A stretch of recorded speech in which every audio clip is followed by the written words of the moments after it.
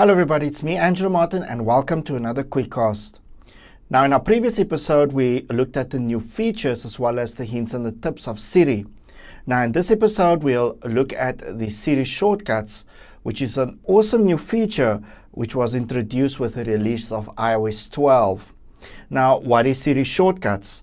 Well, it simplifies productivity by taking multiple steps or routines and turning it into a single action. And this action can then be turned into a Siri command, and it can arrange over multiple apps. So to start using Siri Shortcuts, we first need to get it from the App Store. And when we go to the App Store and we tap on the search button, now in our search we just type in Shortcuts. And it's normally the first option in our search. Now we just tap on the downloads button to start downloading it. While it's busy downloading, we can just take a quick overview of this app. So we tap on the app on our App Store and we can see it's got a good star rating. Just gives you a quick preview of what the interface looks like, and you can also check out some of the other reviews and so on. A brilliant app though. So now when it's finished downloading, we can check it out on our home screen. And when we go into the app, it will just give us a quick welcome screen. And when we tap on Get Started, it will take us into our interface. So let's quickly take a quick tour on the main interface of Siri Shortcuts. So there are only a few buttons within the interface of our Siri Shortcuts, so it's pretty easy to navigate our way around. Now, first of all, there's the Edit button in the top left-hand corner, which just puts our existing shortcuts in our library into edit mode. We can select it by just tapping on it, and what the editing does is basically just allows us to duplicate the existing shortcut, or we can delete it. I'm just going to tap on Done to take me back.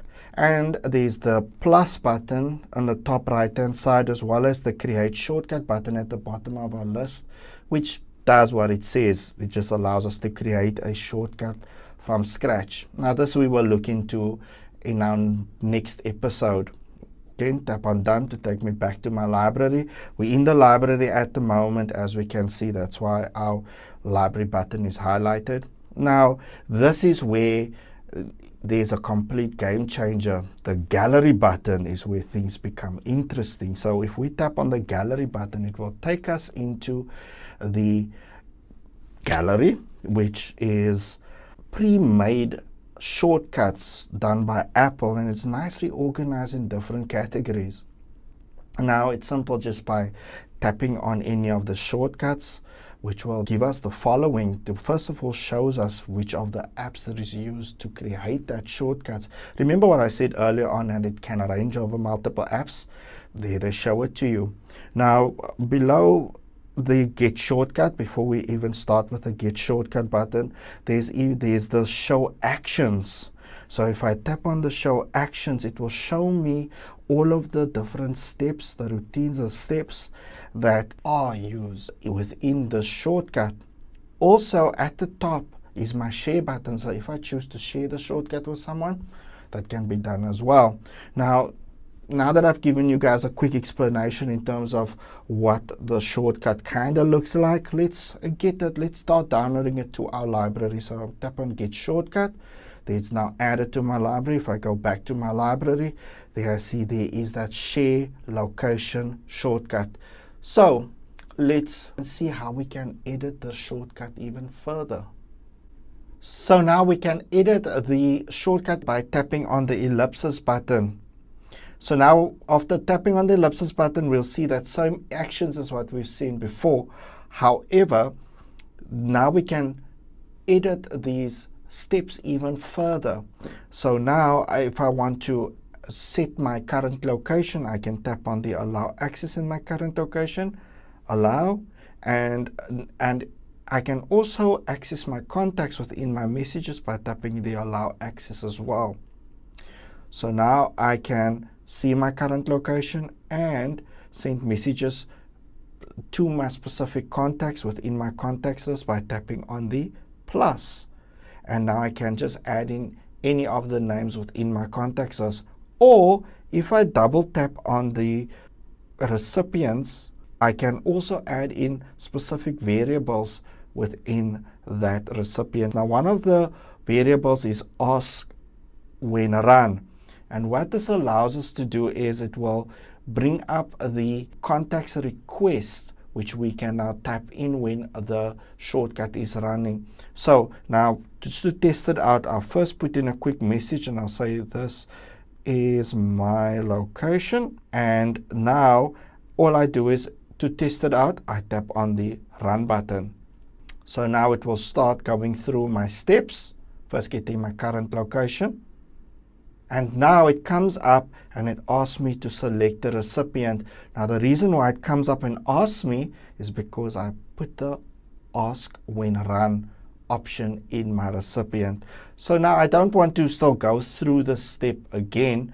So what I'm going to do is I'm going to take out the ask when run. I'm going to put in the recipient name directly. So I tap on done and I tap on stop. Okay, so now it comes up with a 2. I'm just going to cancel that. I'm going to stop it. And I'm going to tap on ask when run. I'm going to clear it out, tap on the plus this time, and I'm going to tap in my name as the recipient. And I tap on my contact number. There we go. And now, after I've got my Siri shortcut set, I also want to create a Siri command from it. So I tap on the toggle switch below my done button. And now I can add in a Siri phrase. I can change my Siri shortcut name as well, change the icon, change the phrase by just tapping on the arrow next to the Siri phrase, and I'm going to re-record it. I'm just going to say this location. Perfect. So I tap on done. So now I've got my location set, my Siri phrase set, and I just tap on done again. And now we're going to test it out. However, this time we test it out, we're going to test it with a Siri command. This location. So now it's running my shortcut. And there I can see it now sent the location straight to my recipient. As I can see, there's my name at the top. And now I can just go ahead and tap on the send button, which will now complete that shortcut, and the message has been sent there. I can get the notification. So guys, hope that you enjoyed this episode. Please stay tuned to the next one where we will look further into Siri shortcuts, maybe looking at creating a shortcut from scratch. So again, hope that you enjoyed this episode. And as usual, stay sharp and sharp.